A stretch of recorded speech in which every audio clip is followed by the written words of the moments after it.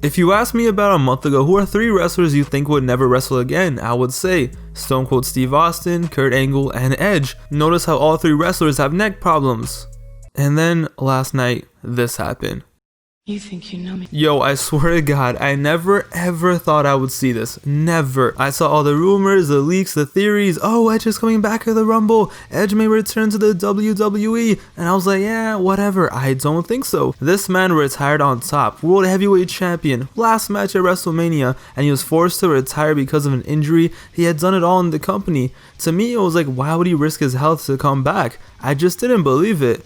But man, turns out I'm a dumbass. And then out came Edge, and legit when he came out, I just kept saying, no way, no way. I was just so shook. I had chills, I had goosebumps. I couldn't comprehend what was happening. Like my jaw dropped. I had a seizure texting my friend. My phone started freezing because of all the notifications. A simple "you think you know me" set the world on fire. He comes out, he's doing the pose, the pyro's going off, and I still couldn't believe what I was seeing. Yo, was I in 2007 again? Like, what was happening? This was on the same level of the 2008 John Cena return. Despite the rumors, despite all the news, I didn't think a man who was forced to retire due to a neck injury, who had not wrestled in 9 years, to come back at the age of 46. Edge goes in the ring. Spear, spear, spear. But before that, let's go back to the beginning. In my 2010 Royal Rumble video, the one that Edge won, I said the best Rumbles are the ones with stories. You remember the ones with the stories. And yo, this Rumble hit it out of the park with the stories, and they didn't have to steal any signs.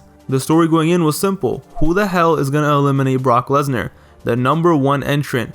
Who was going to eliminate the unstoppable beast, who wasn't even supposed to be in the Rumble since he's the champion, but he pulled up anyway because he feels he's so much better than everyone else. And I know some of you guys hated this, but I love this shit. Brock Lesnar came out #1 and one by one clapped every single person that walked in there. It was beautiful. Elias Scott clapped with the guitar, shout out Jeff Jarrett, Eric Rowan, Bobby Roode, John Morrison. It was literally eat, sleep, jog, eliminate, repeat. But they made it interesting. One, because you were anticipating the next entrant. Is this going to be the next survivor or the next victim? And then they would mix it up by putting some awesome stories in there. So after he eliminated the entire mid-card basically, out came Kofi Kingston. And Kofi somehow survived. And then Rey Mysterio came. The 2 people who Lesnar had beef with a few months ago. The person who he took the title from and the person whose son he beat up. Sure, they got clapped by Brock Lesnar, but they survived unlike everyone else. Then came Kofi's best friend, his tag team partner, Big E.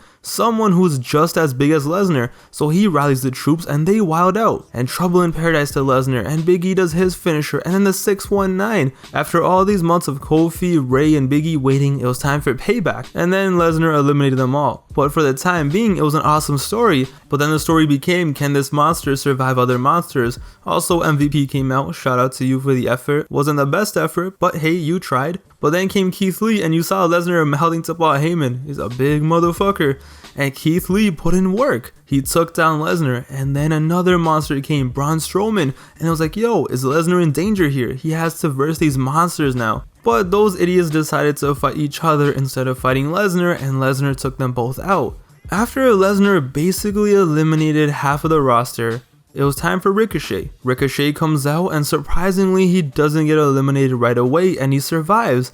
And then comes out Drew McIntyre. And just when you least expected it, Ricochet low blows Lesnar from behind, and Drew McIntyre kicks Brock Lesnar out of the ring. Drew McIntyre eliminated Brock Lesnar from the Royal Rumble. Yo, this was surreal because I'm like, yo, there's no way it was gonna be Drew McIntyre. Probably gonna bring Cain Velasquez out, I don't know, Tyson Fury, some random person that nobody wants to see. They're not gonna give a chance to build a wrestler from this, and then they did it. Drew McIntyre got the job done. This is why I love the whole Brock angle, because I knew whoever eliminated Brock was going to get over huge, especially if it wasn't Cain Velasquez or Tyson Fury or whatever. For the entire time until Drew kicked him out, they built anticipation because it was like, who is going to get this done? Can anyone get this done? It built anticipation. Sure, it was different from other Royal Rumbles, but what's the issue? At the end of the day, it put over Drew McIntyre huge. At that very moment, Drew came off as one of the biggest badasses in the WWE.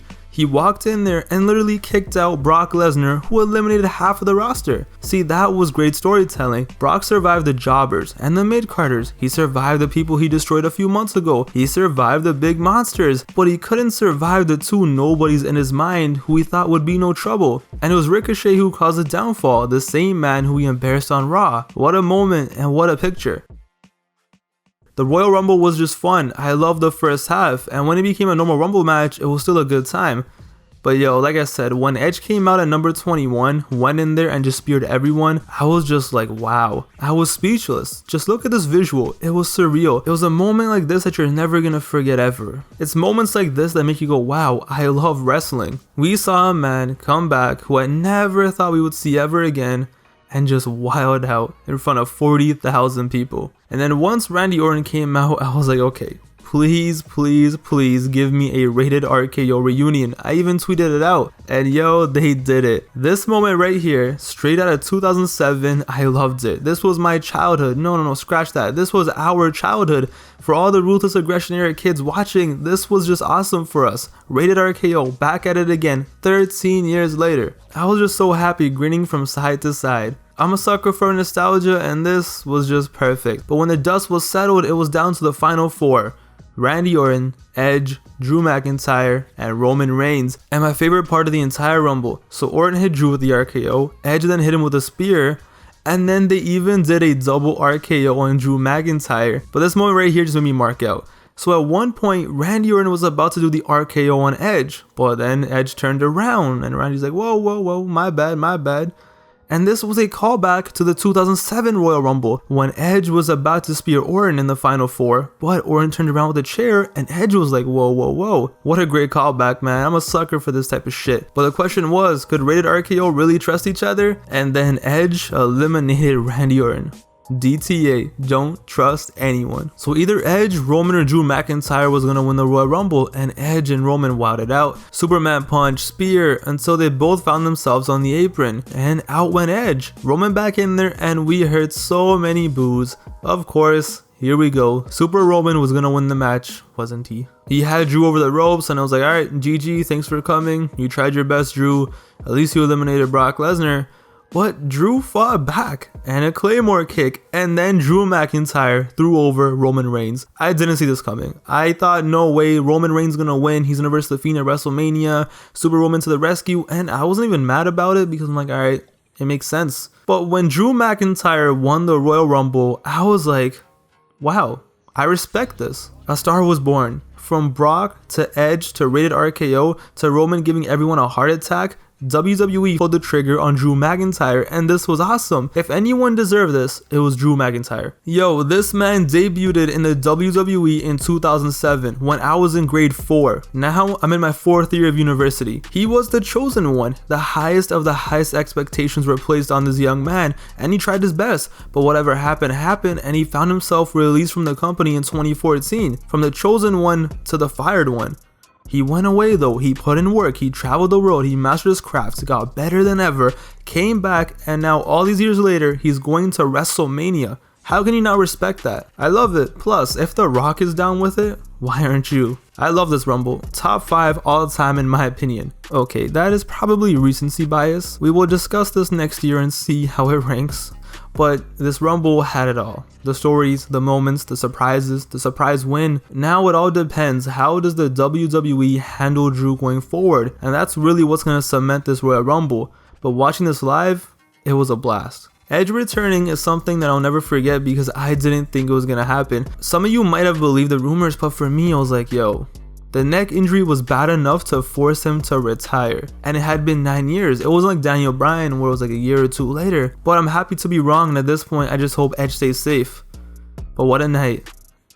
In other news, everybody and their mom knew Daniel Bryan was gonna get his ass kicked by The Fiend, but somehow, someway, I'm not gonna lie, for a brief moment in this match when Daniel Bryan was turning up, I thought he had a chance. First the DDT on the table, then the running knee, then he kicked out of his sister Abigail in mid-air, and then when he had the yes lock on with the strap, I'm like, alright, yo, maybe they're gonna do it. Maybe WWE finally is gonna just pull out a crazy plot twist and it's gonna be amazing. The fans are wiling out, I'm wiling out for a match that I would have bet my life that The Fiend was gonna win. For them to put on such a performance where I would suspend my disbelief and be like, yo, maybe Daniel might actually win. It's amazing. What a performance by both men. Daniel Bryan is an all-time great, one of the greatest of all time. Just put him in the Hall of Fame right now. Yo, you could probably put me and Daniel Bryan in the ring and he would carry me to like a 4-star match. And yo, we got a Fiend match without the red light, so I could actually see what was going on, and honestly that made the match 10 times better. I hated that red light with a passion, but we didn't get it and we had a great match. Everybody knew The Fiend was winning and he won, and now it's off to WrestleMania where he's probably gonna verse Roman Reigns. The Women's Royal Rumble was pretty good, and yo, Beth Phoenix is a warrior. She was bleeding and all, but she lasted forever and she put on a great performance. And for most, she was probably the MVP of the match, but honestly for me, there were 2 MVPs on some Kobe Bryant, rest in peace, and Shaq co-MVP levels.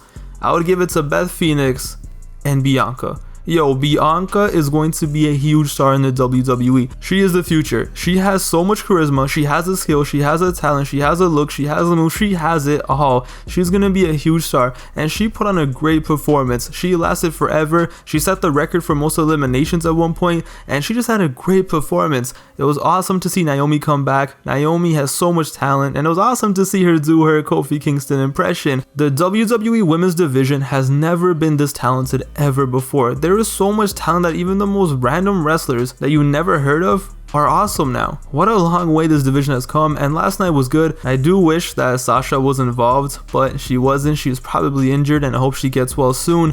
Shayna was number 30 and she went crazy, but Charlotte won. So we're probably gonna get Becky versus Charlotte at WrestleMania. Now listen, it's gonna be a great match, but I don't know, man. Shayna versus Becky could have been something special. Ronda's friend comes up and she's gonna avenge the loss? Hell, get heel Ronda involved in the build-up. Have Shayna and Ronda just beat up Becky, attack her, the whole squad comes up. They could have done so much fresh stuff, but instead we're gonna get McQueen versus the Man, which is gonna be great, but I don't know, man. That Shayna versus Becky just intrigued me. My dream match would have been Sasha somehow winning and going on to versus Bayley at WrestleMania. That would have been iconic. Becky beat Asuka as expected, but yo, the ending was so sad, man. Seeing Asuka tap and then her insane all depressed in the corner with mist all over her face, I cry every time. But man, this was a good pay-per-view. Like, this was a show you could sit down, watch the entire show, and you would be entertained. I knew the show was gonna be fire as soon as I saw the intro and had Stone Cold doing the promo. I'm like, alright,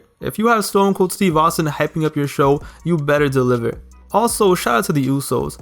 One of the Usos went straight Assassin's Creed 2 mode in there and jumped off the top of a structure, and that was insane, man. He literally looked like he was straight out Assassin's Creed 2. But yeah, the road to WrestleMania has officially begun, and it's kind of predictable to see what's going to happen at Mania. We're probably going to get Becky versus Charlotte, Drew versus Brock, Edge versus Orton, Roman versus The Fiend. But yo, imagine if somehow we can get John Cena versus Edge versus Randy Orton at WrestleMania. Please just for one time do it for all the Ruthless Aggression era kids. Please. At this point, just throw in Old Man HBK and give us the rematch for Backlash 07. But yeah, your boy is actually going to WrestleMania. Floor seats, baby.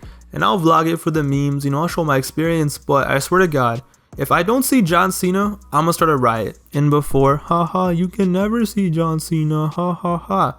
You know what I mean. I just want to see John Cena at WrestleMania for once in my life. Anyway, thanks for watching. Just a random video all over the place. Just my thoughts, nothing serious. I hope you guys enjoyed. But yeah, thank you for watching. Hope everyone's doing well. Have a good night. Have a good day. Good morning. Whenever you're watching. Like if you like it. Dislike it if you don't. I'm out of here.